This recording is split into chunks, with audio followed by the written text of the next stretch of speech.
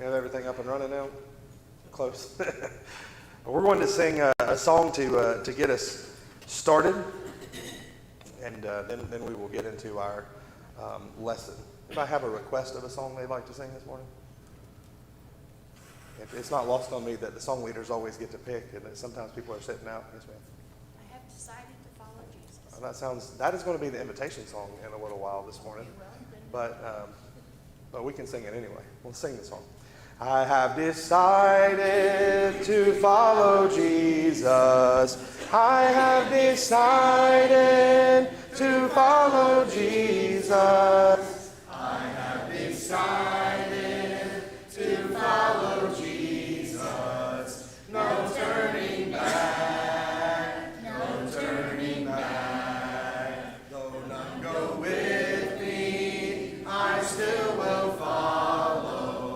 Though none go with me, I still will follow. Though none go with me, I still will follow. No turning back, no turning back. My cross I'll carry till I see Jesus. My cross I'll carry till I see Jesus. My cross I'll carry till I see Jesus. No turning back, no turning back. I have decided to follow Jesus. I have decided to follow Jesus.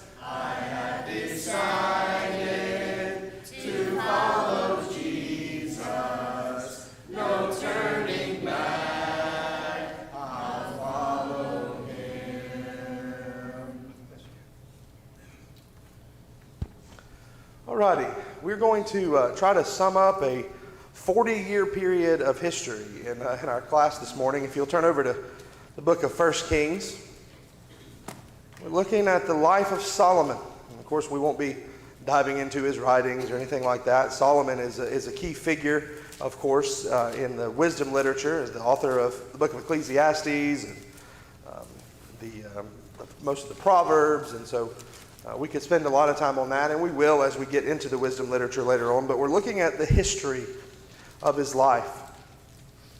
And we can't deal with his life without looking, for a little while at least, at his family. His family. So you can Google this. You can look at, because it's sort of spread throughout the writings, and it's hard to put together without it in front of you, at least it is for me, at David's family tree. How many wives did David have? Too many. Yeah, too many. Several. Well, some people would argue that one is too many, but definitely more than one is too many, right? And so he has, I believe, 8 wives. I haven't looked at it in a little while, but That from doesn't include the concubines. well, right, and that does not include the 10 concubines, correct? And so it starts with, anybody remember David's first wife? Michal, yeah, who is the daughter of Saul, and that is very early in life, and from going on, and of course, the most prominent of his wives, you could argue, is who? Bathsheba. And so David has children from several different wives. Of course, no children from the first, but and so his family tree is sort of strange, but it leads to even more confusion at his death. And if you think about it, David also had a lot of siblings, and so some of these things that happen at his death are also going to involve people in his family tree, like cousins such as Joab, and of course, what's going to happen with him, with Solomon. But David's family tree here ends up, because at the beginning of the book of 1 Kings, as we talked about last week, David is on his deathbed. And so they send in a young woman, a young virgin, to try to test the vigor of the ailing King David. It said, this is chapter 1, verse 1, when King David was very old, he could not keep warm, even when they put covers over him.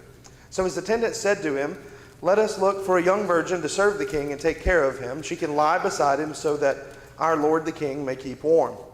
And they searched throughout Israel for a beautiful young woman and found Abishag, a Shunammite, and brought her to the king. The woman was very beautiful, and she took care of the king and waited on him, but the king had no sexual relations with her. And that was sort of the end of David's life and the end of his ability to lead as a king, right? When this young virgin was there and all he could do was lay next to her to keep warm.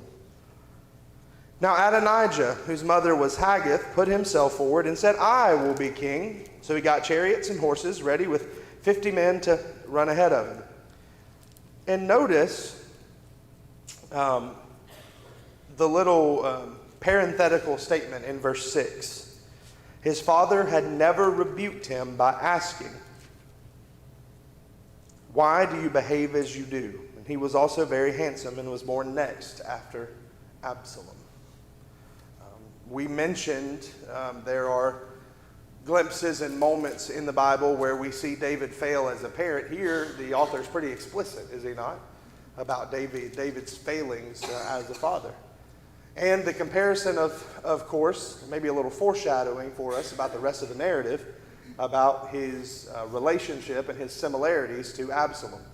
Absalom, in his handsome nature and in his probably charismatic lifestyle, and the fact that people really adored him, he was the next person to sort of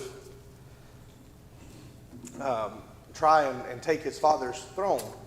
And so here it tells us that Adonijah, because of the lack of rebuke from his father, is going to try to follow in the footsteps of Absalom. David has already set up a successor. It's going to be Solomon, who is, of course, his son with Bathsheba. And let's talk about that for a second. David and Bathsheba, of course, the relationship begins in a very sinful way. David commits adultery, has her husband murdered. And so I think a lot of people maybe find it strange that not only does the Lord allow them to marry, but that he allows the successor to come from Bathsheba. What do you think about that? You might have any thoughts? Yeah, the Lord's ways are higher than ours. Okay, that's one way. But I think it's okay to try to reason through it too. What do you think? I'd like to hear somebody reason through it. Okay. Not me. Not you? Oh, okay. No, because I can't. Okay. Maybe out of pure love? Maybe Bathsheba had a strong personality and would be able to get things figured out with David. Okay. So there's a lot of that. Now I don't know the answers to all these questions. One of the things I do know is Bathsheba, without David, would have been in a lot of trouble. She would have been a widow who was an adulteress, would have been a known adulteress. She became pregnant and they lost the child. So her life without David would have been one of pure scorn and ridicule from everybody. Her life without David would have been okay. If he had never gone off with that. Right. Good point. Right. So of course, the consequences of that. There is, a little bit of,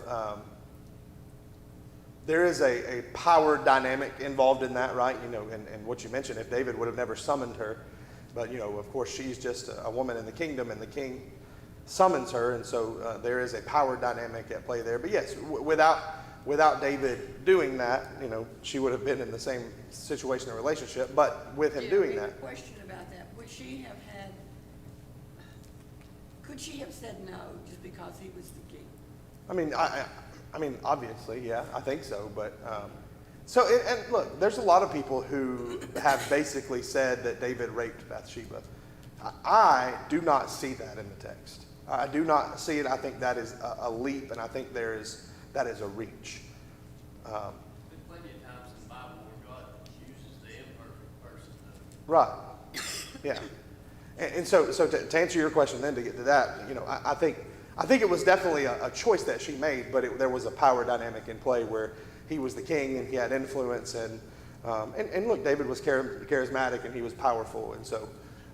But yes, so God takes that situation, and I think first off, as we mentioned a minute ago, Bathsheba it would have been unfair to Bathsheba to leave her in that situation as a woman known as an adulteress with no husband. And so David, in some ways, does the honorable thing and takes her as his wife. But yeah, I think that's the key, is that God uses this situation.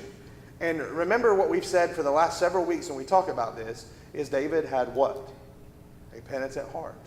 And God can use an imperfect person with a penitent heart to make a big difference. And so God chooses to let David stay as king. He chooses to let his family, remember he said, if your children remain faithful to me, you'll never cease to have an heir on the throne. And so God uses David, he uses Bathsheba to continue that lineage. And so David chooses the successor, chooses Solomon to be that. And to what was said a minute ago, it's Bathsheba who, in this next little bit of the text, and we're not going to read the whole narrative just for time's sake, but when there is a problem and Adonijah has set himself up as king, David's advisors, who do they go to talk to him? Bathsheba. The power dynamic, by the way, is still there. David is still the king. And in ancient times, that meant a lot, and in Israel, it meant a lot. David was the king, and so you didn't just go and march in there to the king and tell him what to do, right? He is the king. And so the advisors go to Bathsheba, and they say, Bathsheba, can you go in and talk to David? And she goes to David and says, David, who did you choose to be king? And so it's Bathsheba who reasons with the king, and it's Bathsheba who saves the kingdom from being usurped by Adonijah. And so as this coup, if you will, is taking place, it's all of the familiar characters, Nathan the prophet, and Bathsheba, and Zadok the priest, and all of these people that had been loyal to David who were going to stay loyal to Solomon. And so in chapter 1, starting in verse 28, David says, call in Bathsheba, and he and Bathsheba declare that Solomon will be king. But Bathsheba has a request for her son. And it says there in verse 49, at all this, Adonijah's guests rose in alarm and dispersed. They go, they put Solomon on the throne, and Adonijah hears about it. But Adonijah, in fear of Solomon, went and took hold of the horns of the altar. And Solomon was told, Adonijah is afraid of King Solomon and is clinging to the horns of the altar, that place of sanctuary. Right? He says, let King Solomon swear to me today he will not put his servant to death with the sword. And Solomon replied, if he shows himself to be worthy, not a hair of his head will fall to the ground, but if evil is found in him, he will die. King Solomon sent men, and they brought him down from the altar, and Adonijah came and bowed down to King Solomon, and Solomon said, go to your home. So, crisis averted, right? What could have been a bloody war between the two sons of David is solved by Bathsheba, by David's advisors, by the humility of Adonijah. And so Adonijah goes, he bows down before Solomon, he goes on his way, and Solomon is now the king. It could be argued that Solomon is the most successful king in Israelite history. David only reigned over the United Kingdom for 33 years because, of course, it was split. But Solomon here is going to reign for a full 40 years as the king of the United Kingdom of Israel. He has a successful reign. But it comes at a price. It comes at a cost. Chapter 2, starting in verse 13. So Adonijah, after he bows down, is going to come to Adonijah, even though he's surrendered, is going to go to Bathsheba and ask for a request of King Solomon. Adonijah, the son of Haggith, went to Bathsheba, Solomon's mother. Bathsheba asked him, do you come peacefully? He answered, yes, peacefully. And he added, I have something to say to you. You may say it, she replied. As you know, he said, the kingdom was mine, and all Israel looked to me as their king. But things changed, and the kingdom has come to my brother, for it has come to him from the Lord. And I have one request to make of you. Do not refuse me. You may make it, she said. So he continued, please ask King Solomon, he will not refuse you, to give me Abishag the Shunammite as my wife. Now, who is this? We talked about her a minute ago. The lady that laid with. She is the young virgin that laid down with King David. Very well, Bathsheba replied, I will speak to the king for you. And when Bathsheba went to King Solomon to speak to him for Adonijah, the king stood up to meet her. bowed down to her and sat down on his throne. And he had a throne brought in for the king's mother, and she sat down at his right hand. So back to the discussion about Bathsheba. Obviously, she, even in spite of what happened, has a tremendous amount of respect, not only in the kingdom, but from her son. And so I think that's an interesting thing to note. We can talk more about it later.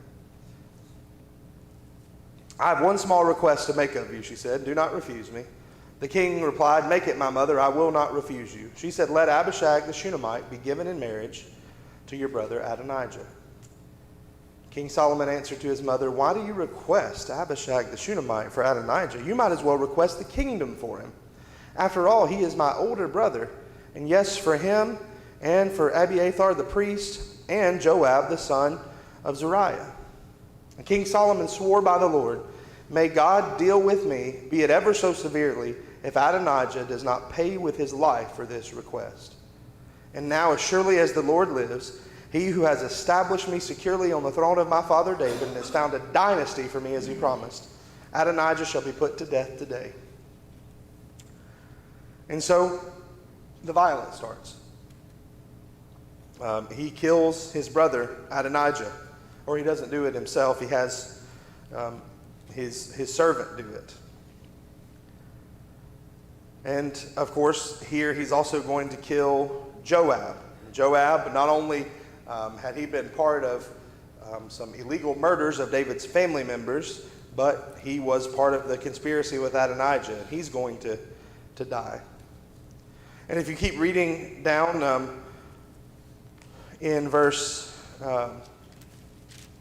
36, another one of the servants who had been disobedient to David, they promised to spare his life if he didn't leave, but he ended up leaving Jerusalem 3 years later, and he ends up being killed. So in the first little while of Solomon's reign, he's going to slaughter, he's going to kill, he's going to have executed, whatever terminology you want to use, 3 people. He is going to, going back to our Godfather illustration that we used last week, he is going to settle all family business from David. Anybody who had been an enemy of David, people that David had told to kill, he has them executed. And so there are no more servants, there's no more military generals, there are no more people in the kingly line to challenge Solomon's legitimacy as the king. And what does the last verse of that chapter say? Or excuse me, the last sentence of that chapter say, chapter 2. And the kingdom was established in the hand of Solomon. Yeah. The kingdom was now established in Solomon's hands. One of the things that's interesting is Solomon is not scolded for this violence. Why do you think that is? Solomon's never corrected. We don't read anything negative about it. It's just sort of a matter of fact, this is what happened. Well, God had chose Solomon, Yes. so I'm not implying that God's in charge of or supportive of violence, but that some things have to be done in a final way, Yeah. you know, and God told Solomon what to do. Yeah. God had already warned David, so Yeah. it's not like David didn't have a clue. Yeah. So in a lot of ways, he's following instructions from his father, and he is punishing people who rebelled against God's plan. And so it seems, even though these killings are violent, and even though there's some negativity that has to take place, and even though for us it seems appalling, it seems like this was a necessary evil for Solomon to fully be established and to fully complete God's plan. And another thing, having a godly heart is not enough. Obedience Yeah. must be included. Yeah. That's right. That's right. You know, just like Saul had to die for David to ascend to the throne, these had to occur for Solomon to fully be established in the kingdom. And so it's messy, right? Family dynamics involved, and consequences for actions, and things that went back to earlier stories. And so, but finally here we are, and it's time to turn the page, if you will, in this bit of Israelite history. Remember, we're talking about the history of a nation here. And so there are things that can be ugly, even though that God is involved. And so we're turning the page, and now it is time for King Solomon to fully take hold of his reign. And so there's this story in chapter 3 of 1 Kings where God is going to speak to Solomon. Solomon is his king. He's his anointed. He's his chosen. And so he's going to tell him, Solomon, you may ask me for something. Anybody remember the movie Aladdin? Movie Aladdin, you go and you rub the lamp, and who pops out but a big blue Robin Williams, right? One of the very, very underrated characters in Disney history. Hilarious, right? And grants Aladdin 3 wishes, right? And so that's sort of been the thing that we think about with wishes in our society, the magic genie that grants things. And so here, though, that's not what God is to Solomon. He's giving Solomon an opportunity to make a good choice. Now, if you were to ask most men in powerful positions with goals and objectives to reign for a long time as king, what do you think they would ask for? Most people, what would they ask for? Money, wealth, right? Because the most important person in a room is usually the wealthiest person in a room in most situations, right? They would ask for wealth. Solomon didn't do that. By the way, did Solomon end up being extremely wealthy? Yes, he did. What else might they ask for? Power. Power and money usually connected, but he could have said, God, I want you to make me the most powerful man in the world. I want you to make me where no one can touch me. I want to be a mighty warrior, right? What else might somebody ask for? Yeah, that's right. Solomon goes against whatever people might ask for, whether it's good looks, the destruction of his enemies, money, power, whatever it might be. Here Solomon's going to ask God for wisdom. Jeremy? Yes. I think Solomon realizes wisdom can give him money and power and all the things that Right. he needs. So, in addition to other things. So Yeah. I think wisdom is a very, very intelligent. Yes, absolutely. Said he made an alliance, first off, with Pharaoh, the king of Egypt, and married his daughter. Brought her to the city of David until he finished building his palace and the temple of the Lord and the wall around Jerusalem. People, however, were still sacrificing at the high places because the temple had not yet been built for the name of the Lord. Solomon showed his love for the Lord by walking according to the instructions given him by his father David, except that he offered sacrifices and burned incense on the high places. And the king went to Gibeon to offer sacrifices, for that was the most important high place, and Solomon offered 1,000 burnt offerings on that altar. And at Gibeon, the Lord appeared to Solomon during the night in a dream, and God said, ask for whatever you want me to give you. So, Solomon here was trying. He was trying to continue in the lineage of David to follow God. But there was a problem, right? Number one, we already see one of the problems that Solomon's going to have. He goes and immediately marries a foreign wife, and it was for a political reason, but he goes and marries Pharaoh's daughter. And that, of course, is interesting if you think about the history between Israel and Egypt. But he marries Pharaoh's daughter, and he's still sacrificing on the high places because there's no temple. Do you remember that was David's, one of his objectives and one of his dreams? He actually asked God, can I build you a temple? But it was going to be Solomon that does it. And so he's offering on the high places because there's no temple to be built. And the Lord appears to him and says, ask whatever you want. Solomon answered, you have shown great kindness to your servant, my father David, because he was faithful to you and righteous and upright in heart. You've continued this great kindness to him and have given him a son to sit on his throne to this very day. And so he goes on to talk to God, and he asks in verse 9, give your servant a discerning heart to govern your people and to distinguish between right and wrong, for who is able to govern this great people of yours? So in a very humble way, he says, God, give me wisdom to know right and wrong and to know how to govern your people. In verse 10, the Lord was pleased that Solomon had asked for this. And so God said to him, since you've asked for this and not for long life or wealth for yourself, nor have asked for the death of your enemies, but for discernment in administering justice, I will do what you have asked. I will give you a wise and discerning heart, so that there will never have been anyone like you, nor will there ever be. God may have thought, hey, you're going to ask for long life for yourself. That's one of the things we didn't mention. I don't know if God would have granted this, but Solomon could have very well asked for immortality, right? To live forever. I saw a news story this week. There was a woman in Houston, Texas, who is now the oldest living person in the country. You know how old she is? Anybody see that news story? 115 years old. 115 years old. Somebody can do the math. That means she was born in, 1909? Can you imagine all the stuff that person has seen, that lady has seen? She saw World War I, World War II, and not like just as somebody on the sidelines. Like she knew what was going on.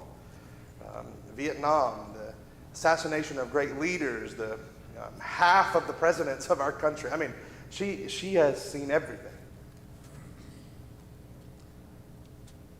But when you look at that picture of her sitting there at 115, you know what it looks like? An old lady. It looks like a corpse, right? And someone who's just being kept alive. And they showed a video where her family was there celebrating, and obviously she had no idea where she was. Living a long life might be a little overrated, if you ask me, right? Because we have the opportunity to go, be there for eternity. Now, if I'm 102, then I might be thinking, hey, I'd like to live to 103, 104, but, hopefully not. He could have asked for immortality. He could have asked for wealth and power, and he could have asked for anything, but he asked God, give me wisdom, not just to be smart, which that is the part of it. He's going to be smart and make good decisions. But he says, give me a discerning heart to judge between right and wrong, and to judge or to know how to govern and how to make decisions to lead your people. And God said, there will be nobody ever that is as wise as you.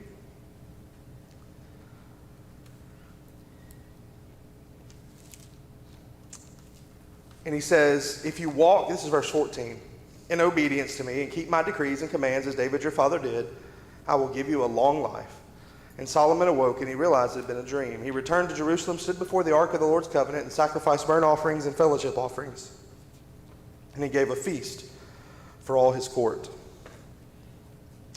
And so here in the rest of this chapter, and this is all we'll be able to get through today, we're going to see an illustration. We're going to see his wisdom in practice, right? This is one of those stories that people talk about a lot.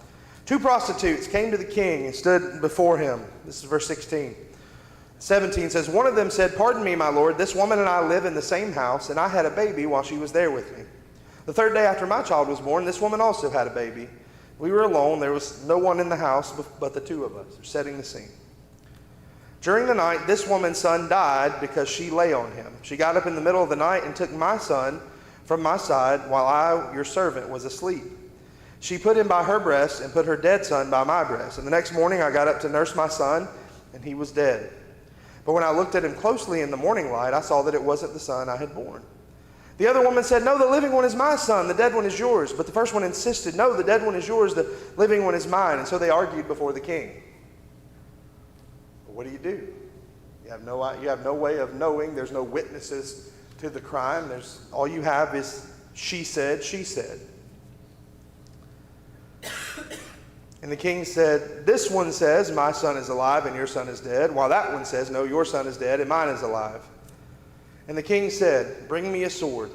So they brought a sword for the king, and he then gave an order, cut the living child in two and give half to the one and half to the other.